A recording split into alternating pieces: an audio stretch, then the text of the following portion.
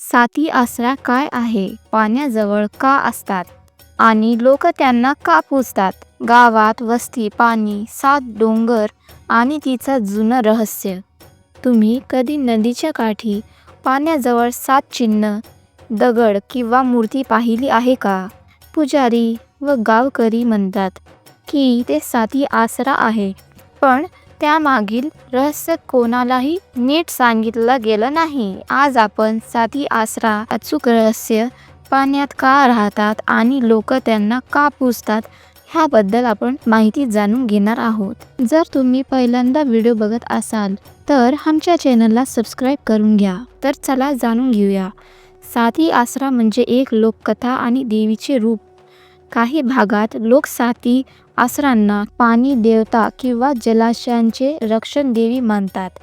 आसरा हा शब्द अप्सरा या शब्दाचा अपभ्रंश मानला जातो, म्हणजेच जलातील देवी, पाण्याचे सौंदर्य आणि पाण्यातील आत्मा. लोकांच्या कल्पनेत हे शक्तिशाली स्त्री स्वरूपाची देवी अस्तित्व आहे, जे पाण्याच्या जागा सुरक्षित ठेवतात. साती आसरा पाण्याजवळच का? पाणी आणि लोकांची नाती. पाण्याच्याकडे लोकांना नैसर्गिक भय आणि श्रद्धा दोन्ही वाटतात. गावाकडे म्हणतात की साती आसरांचा ठाव पाण्याजवळ असतो, कारण या देवतांची संबंध जलाशी, जीवनाशी आणि जन्माशी पाण्याशी आहे. काही ठिकाणी हे जेथे तीन नद्याचा संगम किंवा पाण्याची तळी असते, तिथे या देवता अधिक सक्रिय मानले जातात. तर साती आसरांना लोक का पूजतात? काही लोक मानतात की साती आसरा आपल्याला त्रास देऊ शकतो, जसे की अपघात, बळी, स्त्रियांची समस्या, पोटदुखी इत्यादी. म्हणून पूजा, प्रसाद, लाल कंठील, फूल, नैवेद्य हे साती आसरांना देतात की देवी आपल्याला सुख देईल, संकट दूर करेल.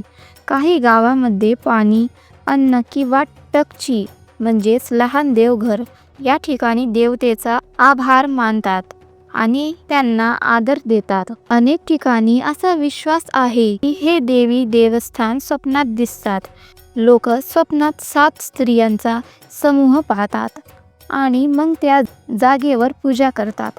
काही कुटुंबामध्ये असा अनुभव सांगतात की साती आसरा त्यांच्या घरात किंवा पाण्याला आशीर्वाद देतात.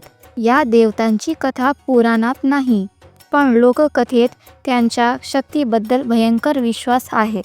तुम्हाला साती आसरांविषयी कोणता पैलू सर्वात रोचक वाटतं? कमेंटमध्ये नक्की सांगा.